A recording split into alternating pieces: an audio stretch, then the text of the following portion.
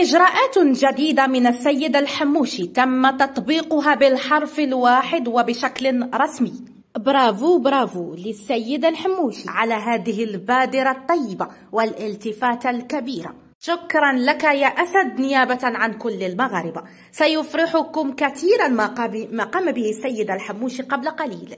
قبل التعرف عن هذه التفاصيل الإخبارية التي وردتنا للتو، كما العادة لا تنسوا الاشتراك في القناة وتفعيل زر الجرس لتتوصلوا بآخر الأخبار المغربية فور علمنا بها. نأتيكم بالخبر الصادق أينما كنتم ومن مصادر جد موثوقة، نوافيكم بآخر المستجدات الإخبارية التي تهمكم، وشكرا جزيلا لكم. في تفاصيل هذا الخبر الجديد الذي وردنا للتو، القانون فوق الجميع، لا شيء يدعو للقلق ما دام جهازنا الأمني نزيه لهذه الدرجة بقيادة الأسد السيد الحموشي.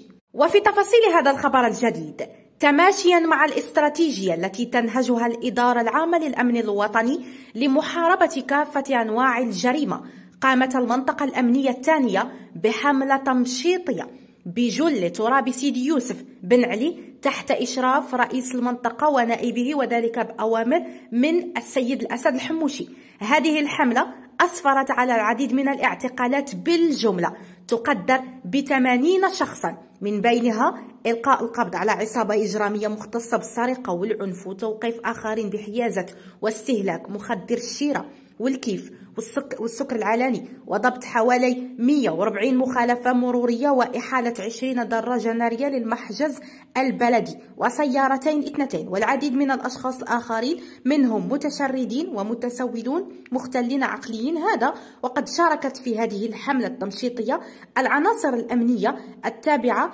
لدوائر المنطقة الأمنية الثانية وعناصر الشرطة القضائية وفرقة النجدة والدراجين تحت إشراف سيد رئيس المنطقة ونائبه، الأمر الذي خلق نوعا من الأريحية في نفوس الساكنة وشهد تنويها من فعاليات المجتمع المدني بذات المنطقة